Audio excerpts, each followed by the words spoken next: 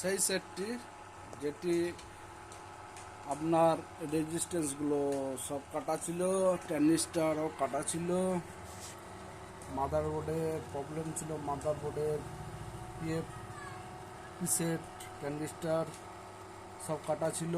লাগানোর পর সেটটি এখন ওকে, সেটটিকে ওকে করা হলো। সেটটি